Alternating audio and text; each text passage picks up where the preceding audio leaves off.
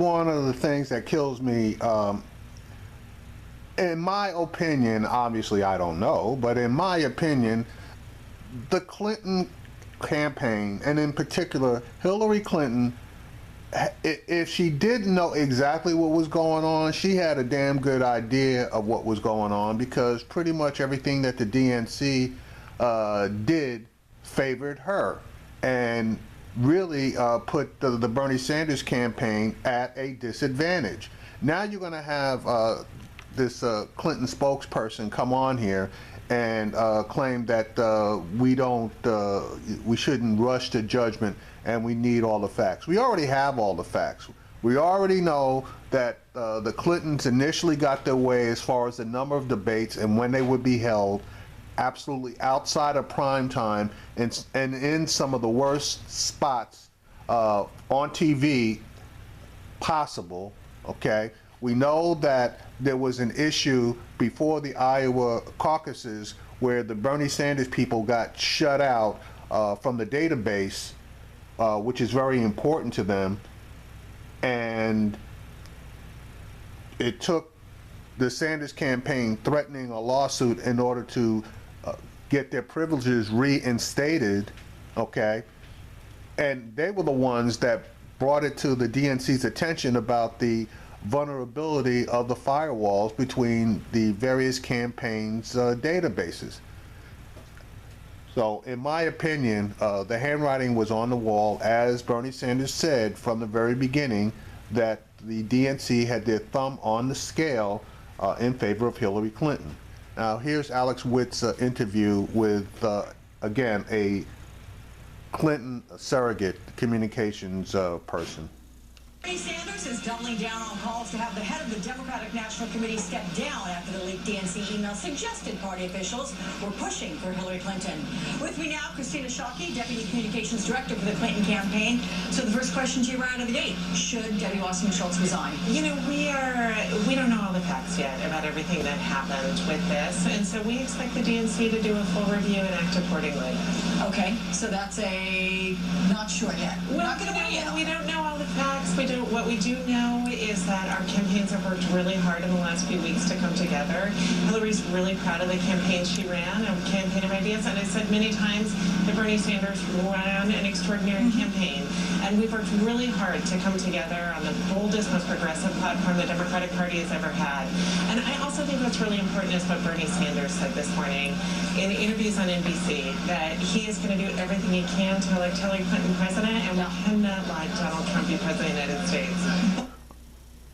Really, you don't know all the facts. So Gabby Gifford, when she left the DNC, because she was a co-chair, and she stated publicly what was going on, you had no interest at that point. It was just close your eyes and make believe that you didn't hear her say that the DNC was basically tilting the scales against Bernie Sanders and for Hillary Clinton. That's why she left the DNC committee and came out in full support of Bernie Sanders, really. Well, and there's agreement certainly and a party unity on that point, but with regard to Debbie Wasserman Schultz, word is that she is only going to gavel open and gavel close the convention. So has the Hillary Clinton campaign asked her not to speak? You know, we're working out all of the speaking arrangements. Everything is still in flux. We haven't actually even announced our keynote speaker yet. So this is in the works, and we haven't made all those announcements yet. All right. Let's talk about what we know from Sanders supporters. Not Mr. Sanders himself, who has spoken, but there are others like Nina Turner, who has spoken on air earlier this morning talking about this. We're going to play that and have you react to the other side. Here's that. It doesn't matter necessarily that it was the Russians. It could have been the men from Mars. The fact of the matter is it shows that there is a culture within the DNC that must be corrected starting from the bottom to the top. That there was deliberate intention within the DNC to stop Senator Bernie Sanders from having a fair chance to win and to compete in this election. And this is bigger than Senator Sanders simply. This is about any candidate, especially an insurgent type candidate, and whether or not the DNC is going to be a fair arbiter before that candidate, before we have an actual candidate. It is very clear through those emails that they were not. So, Christina, there's been a lot of hoopla over who might be behind this. But to her point, what was said in those emails, look, it wasn't men from Mars, as she referenced, who wrote them. So that which was said, is that the difficult point here? Someone's got to own that. Well, I think, as we said, we want the DNC to do a full review and to act accordingly. But I think the bigger picture here is how problematic this is. The experts are telling us this was a Russian hack. They released some emails, not others. We don't know if they were doctored. We don't really know. That's not the bigger picture. It doesn't, just like Nina said, it doesn't matter who got the emails. It matters what was absolutely in those emails, and here's another Clinton person dancing around the real issue, acting like we're stupid. All the facts at this point, but it is really, really troubling that it seems like there was a hack and they're releasing information to try and influence an election. But again, I think what's really important, as Senator Sanders said this morning, that we're going forward, he's going to do everything he can to elect Hillary Clinton president.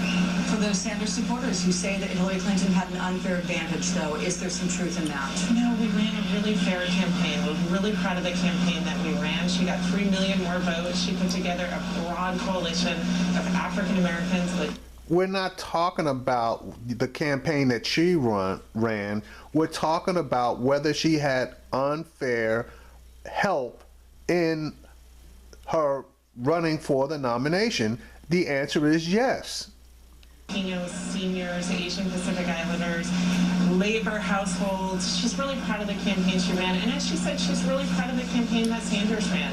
He really galvanized voters all over across this country and brought up a lot of important issues that you're seeing reflected in the platform that we put together too. And she's really proud of the help she got from the DNC, and nobody can really answer the question, because you can just as easily say that if Bernie Sanders had gotten complete and full access throughout the preliminaries before the Iowa caucus, that he might have done better in the Iowa caucus. And you can surely say that if he had gotten more TV exposure during prime time with more debates, that he could have and would have done better. You can absolutely say that. You can always make the argument on the other side that even if he had gotten more TV time, that he would have done just as he did without the extra TV time. And you could have also made the argument that even though he was shut out from the database for 4 days, that it wouldn't really have improved his results. Both sides can make that argument, but you absolutely cannot say that the actions of the DNC had no effect.